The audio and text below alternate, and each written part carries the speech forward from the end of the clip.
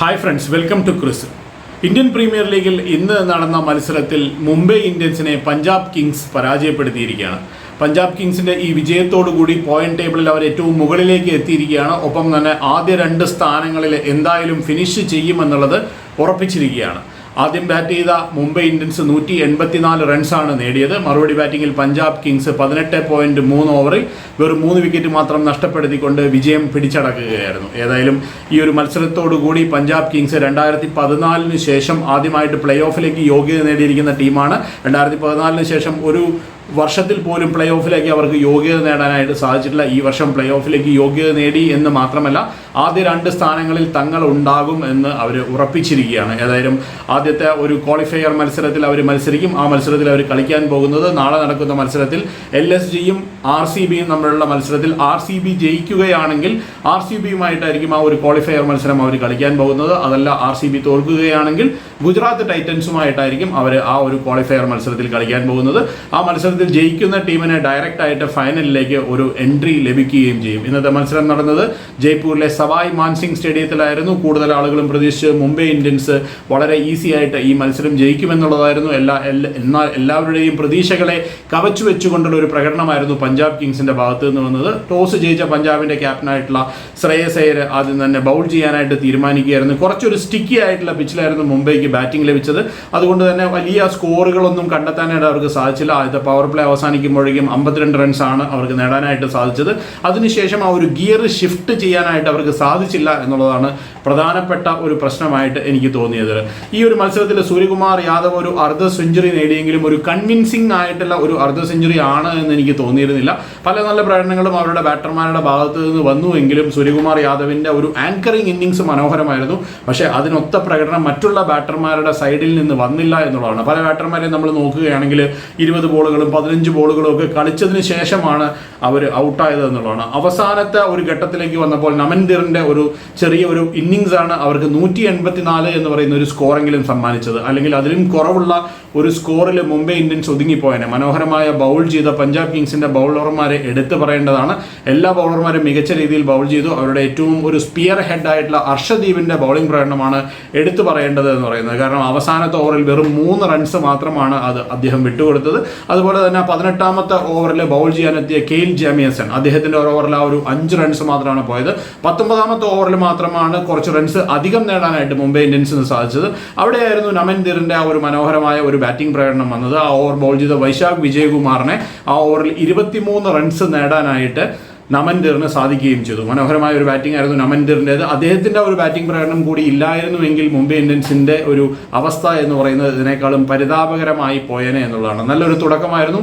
6 ഓവറിൽ 52 എന്ന് പറയുന്നത് ഒരു നല്ല തുടക്കം തന്നെയാണ്. പക്ഷേ അതിനുശേഷമുള്ള ആ ഒരു ഫേസ്, എപ്പോഴും പറയുന്നത് പോലെ 7ാമത്തെ ഓവർ തൊട്ട് 15ാമത്തെ ഓവർ വരെയുള്ള ഒരു ഫേസിൽ മത്സരം സ്ലോ ആയി പോയി എന്നുള്ളതാണ്. നല്ല ബൗളിംഗ് പ്രകടനമാണ് ആ സമയത്ത് കാഴ്ചവെച്ചുകൊണ്ടിരുന്നത്. കുറച്ച് സ്റ്റിക്കി ആയിട്ടുള്ള പിച്ചായതുകൊണ്ട് തന്നെ ബൗളർമാർ ഇനീഷ്യൽ സ്റ്റേജ് തൊട്ട് തന്നെ, അതായത് ന്യൂ ബോളിൽ തന്നെ സ്ലോ എറിയുന്ന ഒരു കാഴ്ചയാണ് നമ്മൾ കണ്ടത്. സ്ലോ ബോളുകൾ എറിയുമ്പോൾ സ്റ്റിക്കി ആയിട്ടുള്ള പിച്ചിൽ കുറച്ചും കൂടെ ഡിഫിക്കൽട്ട് ആയിരിക്കും ബാറ്റ്സ്മാരെ സംബന്ധിച്ചിടത്തോളം. അത് കറക്റ്റായിട്ട് ഇംപ്ലിമെന്റ് ചെയ്യാനായിട്ട് പഞ്ചാബിന്റെ ബൗളർമാർക്ക് സാധിക്കുകയും ചെയ്തു. മുംബൈയുടെ ഭാഗത്തേക്ക് വരുമ്പോൾ കുറച്ചൊരു ഓവർ കോൺഫിഡന്റ് ആയി പോയില്ലേ ബാറ്റർമാർ എന്നുള്ളൊരു തോന്നലാണ് എനിക്കുണ്ടായിരുന്നത്. അവസാന ഘട്ടത്തിലേക്ക് വന്നപ്പോൾ പ്രത്യേകിച്ചും അത് എടുത്തു പറയേണ്ട ഒരു കാര്യം തന്നെയാണ്. ഹാർദിക് പാണ്ഡ്യയുടെയും അല്ലെങ്കിൽ സൂര്യകുമാർ യാദവിൻ്റെയൊക്കെ ഒരു ശരീരഭാഷ എന്ന് പറയുന്നത് കുറച്ചൊരു ഓവർ കോൺഫിഡന്റ് ആയിരുന്നോ എന്നുള്ളൊരു സംശയമാണ് എനിക്ക് തോന്നിയത്. അവസാനത്തെ ഓവറിൽ മിച്ചൽ സാന്റ്നർ ബാറ്റ് ചെയ്യുമ്പോൾ റൺസ് എടുക്കാനായിട്ട് സൂര്യകുമാർ യാദവ് ശ്രമിക്കുന്നുണ്ടായിരുന്നില്ല. ഒരു 20 റൺസെങ്കിലും അവരുടെ ബാറ്റിങ്ങിൽ ഷോർട്ടായി പോയി എന്നാണ് എൻ്റെ അഭിപ്രായം എന്ന് പറയുന്നത്. അത് പ്രധാനപ്പെട്ട കാര്യം എന്ന് പറയുന്നത് ഈ അവസാനത്തെ 2 ഓവറുകൾ, അവസാനത്തെ 3 ഓവറിൽ 18ാമത്തെ ഓവറും 20ാമത്തെ ഓവറും ടോട്ടലായിട്ട് ആ 2 ഓവറുകളിൽ നോക്കിക്കഴിഞ്ഞാൽ 8 റൺസ് മാത്രമാണ് മുംബൈക്ക് നേടാനായിട്ട് സാധിച്ചത്. ഓടിയെടുക്കാൻ പറ്റുന്ന സിംഗിളുകൾ അവർ പലതും ഓടിയെടുക്കാനായിട്ട് ശ്രമിച്ചില്ല എന്നുള്ളത്. അതുപോലെ തന്നെ ആ ഒരു 19ാമത്തെ ഓവറിൽ ഒരു നല്ല സ്കോർ വന്നില്ലായിരുന്നുവെങ്കിൽ ഞാൻ പറഞ്ഞതുപോലെ തന്നെ ഒരു 165 എന്നൊക്കെ പറഞ്ഞ സ്കോറിൽ അവർ ഒതുങ്ങിപ്പോയാൽ. ഏതായാലും നമ്മൾ പഞ്ചാബിന്റെ ബൗളിംഗ് നിരയിലേക്ക് വരുമ്പോൾ അവരുടെ ബൗളിംഗ് നിരയെ നമ്മൾ എടുത്തു പറയേണ്ടതാണ്. മികച്ച ബൗളിംഗ് പ്രകടനം എല്ലാവരുടെയും ഭാഗത്ത് നിന്ന് വന്നിരുന്നു. അസ്മത്തുള്ള ഒമർ സായിക്ക് പകരമായിട്ട് അവർ കെയിൽ ജാമിയസിനെ ടീമിലേക്ക് കൊണ്ടുവന്നിരുന്നു. അദ്ദേഹത്തിന്റെ ഒരു മനോഹരമായ ഒരു ബൗളിംഗ് പ്രകടനം. അതുപോലെ തന്നെ ഹർപ്രീത് ബ്രാറും അർഷദീപ് സിംഗും എല്ലാവരും തന്നെ നല്ലൊരു ബൗളിംഗ് പ്രകടനമാണ് കാഴ്ചവെച്ചത്. ആ 19ാമത്തെ ഓവറിൽ 23 റൺസ് വിട്ടുകൊടുക്കുന്നത് വരെ വൈശാഖ് വിജയകുമാറിന്റെ ഓവറുകളും മനോഹരമായിരുന്നു എന്നുള്ളതാണ്. മറുപടി ബാറ്റിംഗിലേക്ക് വരുന്ന സമയത്ത് പിച്ചിൽ കുറച്ച് വ്യത്യാസങ്ങൾ സംഭവിച്ചിരുന്നു. കുറച്ചും കൂടെ ബോൾ ഈസി ആയിട്ടുള്ള ബാറ്റിലേക്ക് വരുന്ന ഒരു അവസ്ഥ അവസ്ഥയിലേക്ക് പിച്ച് മാറിയിരുന്നു. കാരണം രണ്ടാമത് ബാറ്റ് ചെയ്യുന്ന സമയത്ത് അങ്ങനെയുള്ള ചില അഡ്വാൻറ്റേജ് ഒക്കെ പലപ്പോഴും ലഭിക്കാറുണ്ട്. ആദ്യം കാണുന്ന ഒരു പിച്ചായിരിക്കില്ല രണ്ടാമത്തെ ഇന്നിങ്സിലേക്ക് വരുമ്പോൾ അത് മഞ്ഞ് വീഴ്ചയോ അല്ലെങ്കിൽ മറ്റുള്ള കാരണങ്ങളൊക്കെ കൊണ്ട് കുറച്ച് തണുത്ത അന്തരീക്ഷമൊക്കെ ആയതുകൊണ്ട് അങ്ങനെയൊക്കെ സംഭവിക്കാറുണ്ട്. അതുകൊണ്ട് തന്നെ ആ ഒരു സമയമായപ്പോഴേക്കും ബാറ്റിങ്ങിന് അനുകൂലമായിട്ടൊരു പിച്ചായി മാറി. അത് ഇനീഷ്യലി നല്ലപോലെ മുതലാക്കാനായിട്ട് പ്രിയാൻഷ് ആര്യയ്ക്ക് സാധിക്കുകയും ചെയ്തു. അദ്ദേഹത്തിൻ്റെ ഒരു സ്ട്രോക്ക് മേക്കിംഗ് എന്ന് പറയുന്നത് വളരെ മനോഹരമാണ്. എത്ര മനോഹരമായിട്ടാണ് അദ്ദേഹം ആ ഷോട്ടുകൾ കളിക്കുന്നത്. വളരെ എലഗൻ്റ് ആയിട്ട് അല്ലെങ്കിൽ ഒട്ടും എഫേർട്ട് ഇടാതെ വലിയ അടികൾക്കൊന്നും ശ്രമിക്കാതെ തൊട്ട് തടവുന്ന പോലെയുള്ള ഷോട്ടുകളാണ് അദ്ദേഹം കളിക്കുന്നത്. അത് നല്ല ഈസി ആയിട്ട് കണക്ട് ചെയ്യുന്നുണ്ട്, നല്ല മിഡിൽ ചെയ്യുന്നുണ്ട് എന്നുള്ളതാണ് അതിൽ ഏറ്റവും ഒരു ഇമ്പോർട്ടൻ്റ് ആയിട്ടുള്ള ഒരു കാര്യം എന്ന് പറയുന്നത്. ആദ്യം തന്നെ അവർക്ക് പ്രഭ് സിമ്രൻ സിംഗിൻ്റെ വിക്കറ്റ് നഷ്ടപ്പെട്ടുവെങ്കിലും പക്ഷേ വൺ ഡൗൺ പൊസിഷനിൽ ഇംഗ്ലീഷ് വന്നതോടുകൂടി ജോഷ് ഇംഗ്ലീഷിനെ വൺ ഡൗൺ പൊസിഷനിൽ ബാറ്റ് ചെയ്യാൻ വിട്ടത് മറ്റൊരു മനോഹരമായ ഒരു തീരുമാനമായിരുന്നു. അത് നോർമലി സാധാരണ ഒരു പൊസിഷനിൽ ശ്രേയസ് അയ്യരാണ് ബാറ്റിംഗ് വരാറുള്ളത്. പക്ഷേ ജോഷ് ഇംഗ്ലീഷിൻ്റെ ഒരു പ്രകടനം എടുത്തു പറയേണ്ടതാണ്.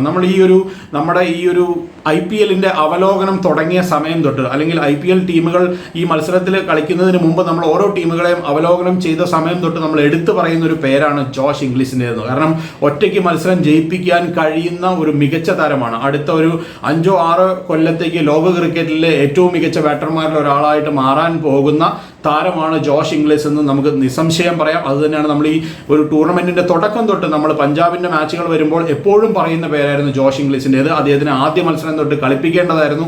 അത് എന്തുകൊണ്ടാണ് ആദ്യ മത്സരം തൊട്ട് കളിപ്പിക്കാതിരുന്നതെന്ന് എനിക്ക് കൃത്യമായിട്ട് അറിയില്ല. കാരണം എന്താണെന്ന് വെച്ച് കഴിഞ്ഞാൽ അത്രത്തോളം ഒരു മനോഹരമായിട്ടുള്ള പ്ലെയറായിരുന്നു. ഓസ്ട്രേലിയക്ക് വേണ്ടി മാത്രമല്ല അദ്ദേഹം ഈ ഇതുപോലെയുള്ള ഫ്രാഞ്ചൈസ് ക്രിക്കറ്റിൽ ബിഗ് ബാഷ് ലീഗിലൊക്കെ മനോഹരമായ ഇന്നിങ്സുകൾ ഒരുപാട് കളിക്കുന്നത് ഞാൻ കാണുകയും ചെയ്തിട്ടുണ്ട്. ഏതായാലും അദ്ദേഹത്തിനെ പറ്റി പറയുകയാണെങ്കിൽ കൂടുതൽ പറയുകയാണെങ്കിൽ ഇംഗ്ലണ്ടിൽ ജനിച്ച ഒരു പ്ലെയറാണ് ജോഷ് ഇംഗ്ലീഷ്. 14 വയസ്സിലാണ് അദ്ദേഹം ഓസ്ട്രേലിയയിലേക്ക് കൂടുമാറുന്നത്.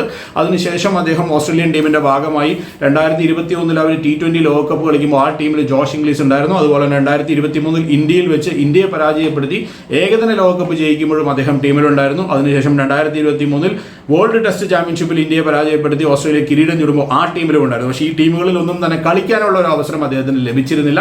പിന്നീട് ഓസ്ട്രേലിയൻ ടീമിൽ പതുക്കെ അവസരങ്ങൾ ലഭിക്കുകയും അദ്ദേഹം ഓസ്ട്രേലിയൻ ടീമിന്റെ ക്യാപ്റ്റനായി മാറുകയും ചെയ്തു. അദ്ദേഹം T20-യിലും വൺ ഡേ ഇന്റർനാഷണലിലും ഓസ്ട്രേലിയയിലെ ക്യാപ്റ്റൻ ചെയ്തിട്ടുണ്ട്. അതുപോലെ തന്നെ ടെസ്റ്റിലും ഏകദിനത്തിലും T20-യിലും ഓസ്ട്രേലിയയ്ക്ക് വേണ്ടി സെഞ്ചുറി നേടിയിരിക്കുന്ന ഒരു താരം കൂടിയാണ് ജോഷ് ഇംഗ്ലീഷ്. മനോഹരമായ ഒരു പ്ലെയറാണ്. നമ്മൾ ഈ പറയുന്നത് നമുക്ക് നോട്ട് ചെയ്ത് വെക്കാവുന്നതാണ്. അടുത്തൊരു 5-6 വർഷത്തേക്ക് ലോക ക്രിക്കറ്റിനെ അടക്കി ഭരിക്കാൻ പോകുന്ന ഏറ്റവും മികച്ച ബാറ്റർമാരിൽ ഒരാളാണ് ജോഷ് ഇംഗ്ലീഷ് എന്ന കാര്യത്തിൽ യാതൊരു സംശയവും എനിക്കില്ല. കാരണം ഞാൻ ആദ്യം തൊട്ട് പറയുന്ന ഒരു കാര്യമാണ്. ഏതായാലും അദ്ദേഹത്തിന് മനോഹരമായ ഒരു ഇന്നിങ്സ് 73 റൺസാണ് അദ്ദേഹം നേടിയത്. കറക്റ്റായിട്ട് ഒരു സമയത്ത് മത്സരം കൈവിട്ട് പോകുമെന്നുള്ള നിമിഷത്തിൽ പോലും അദ്ദേഹം ഒരു കാഴ്ചവെച്ച ഒരു പ്രകടനം, അത് എസ്പെഷ്യലി എനിക്ക് തോന്നുന്നു അദ്ദേഹത്തിൻ്റെ ഒരു ഇന്നിങ്സിൻ്റെ ഏറ്റവും മനോഹരമായ ഒരു സ്റ്റേജ് എന്ന് പറയുന്നത് അദ്ദേഹം ബാറ്റ് ചെയ്യാൻ വന്ന ഉടനെ തന്നെ ആ മിച്ചൽ സാന്റ്നറിനെ അദ്ദേഹം നേരിട്ട രീതിയാണ്. അദ്ദേഹം ഒരു സിക്സർ നേടിയ ഒരു ബോളിൽ അദ്ദേഹത്തിൻ്റെ ഒരു ഓവറിൽ ഒരു സിക്സർ നേടി ആ ഒരു സമയത്തേക്ക് അദ്ദേഹം ആ മത്സരത്തെ കൊണ്ടുപോയ ഒരു രീതിയാണ് നമ്മളെ അത്ഭുതപ്പെടുത്തുന്നത്. അത്രത്തോളം മനോഹരമായ ഒരു ഇന്നിങ്സ് ആയിരുന്നു ജോഷ് ഇംഗ്ലീഷിൻ്റെത്. ഏതായാലും അദ്ദേഹത്തിൻ്റെ ഒരു ബാറ്റിംഗ് പ്രകടനം, അതുപോലെ തന്നെ യങ്സ്റ്റർ ആയിട്ടുള്ള പ്രിയാൻഷ് ആര്യയുടെയും ഒരു ബാറ്റിംഗ് പ്രകടനം, അതിന് മേമ്പൊടി എന്ന പോലെ അവസാന ഘട്ടത്തിൽ ശ്രേയസ് അയ്യരുടെ ഒരു ഫിനിഷിംഗും കൂടെ ചേർന്നപ്പോൾ പഞ്ചാബ് കിങ്സ് 10 വർഷത്തിന് ശേഷം പ്ലേ ഓഫിലേക്ക് യോഗ്യത നേടിയിരിക്കുന്നു. പ്ലേ ഓഫിലേക്ക് യോഗ്യത നേടി എന്ന് മാത്രമല്ല ആദ്യ 2 സ്ഥാനങ്ങളിൽ ഉറപ്പിച്ചിരിക്കുന്നു. അതുകൊണ്ട് തന്നെ അവർക്ക് ഇനി അടുത്ത മത്സരം എന്ന് പറയുന്ന ഒരു ക്വാളിഫയിങ് മത്സരമാണ്. ആ ക്വാളിഫയറിൽ ജയിക്കുകയാണെങ്കിൽ നേരെ പഞ്ചാബിന് ഫൈനൽ മത്സരം കളിക്കാനുള്ള ഒരു അവസരമാണ് കൈവന്നിരിക്കുന്നത്. ഏതായാലും റിക്കി പോണ്ടിങ്ങിൻ്റെയും ശ്രേയസ് അയ്യരുടെയും ഒരു കൂട്ടുകെട്ട് വർക്ക് ചെയ്യുന്നു എന്നാണ് ഇവിടെ നമ്മൾ കാണുന്നത്. ശ്രേയസ് അയ്യരുടെ ഒരു പ്രകടനം എടുത്തു പറയാതിരിക്കാനാവില്ല. കഴിഞ്ഞ വർഷം അദ്ദേഹം കൊൽക്കത്ത നൈറ്റ് റൈഡേഴ്സിനെ ചാമ്പ്യന്മാരാക്കിയ ക്യാപ്റ്റനാണ്. അവിടെ നിന്നിട്ടാണ് അദ്ദേഹം പഞ്ചാബ് കിങ്സിലേക്ക് വന്നത്. ഈ ടൂർണമെന്റിൽ തുടക്കം തൊട്ട് തന്നെ ഒരു മികച്ച, അത് ഈ IPL ഏറ്റവും ഒരു മോശം പ്രകടനമായിട്ട് കഴിഞ്ഞ കുറച്ച് വർഷങ്ങളായിട്ടുള്ള ഒരു ടീമാണ് പഞ്ചാബ് കിങ്സ്. അവരെ ഇത്ര നല്ല രീതിയിൽ കൈപിടിച്ച് മുന്നോട്ട് നയിക്കാനായിട്ട് ശ്രേയസ് അയ്യർക്കും റിക്കി പോണ്ടിങ്ങിനും സാധിച്ചിരിക്കുന്നു. ഏതായാലും hats of two Shreyas Iyer and Ricky Ponting and Punjab Kings. നല്ലൊരു പ്രകടനം കാഴ്ചവെച്ചതിന്. ഇതുപോലെയുള്ള മികച്ച പ്രകടനങ്ങൾ ഇനിയും ഉണ്ടാവട്ടെ. നാളെ നടക്കാൻ പോകുന്ന മറ്റൊരു മത്സരത്തിൽ Royal Challengers Bangalore Lucknow Super ജയൻസിനെ നേരിടുകയാണ്. അതിൽ റോയൽ ചലഞ്ചേഴ്സ് ബാംഗ്ലൂർ ജയിക്കുകയാണെങ്കിൽ അവർ ഈ രണ്ട് പൊസിഷനിൽ ടോപ്പ് 2 പൊസിഷനിലേക്ക് എത്തും. അഥവാ തോൽക്കുകയാണെങ്കിൽ ഗുജറാത്ത് ടൈറ്റൻസ് ആയിരിക്കും ആ ടോപ്പ് 2 പൊസിഷനിൽ ഉണ്ടാവുക എന്നുള്ളതാണ്. ഏതായാലും അടുത്ത മത്സരം കൂടെ ഇതുപോലെ ഒരു മികച്ച മത്സരമായി മാറട്ടെ എന്ന് ആശംസിച്ചുകൊണ്ട് നിർത്തുകയാണ്. മറ്റു വീഡിയോയുമായിട്ട് വീണ്ടും കാണാം. ബൈ.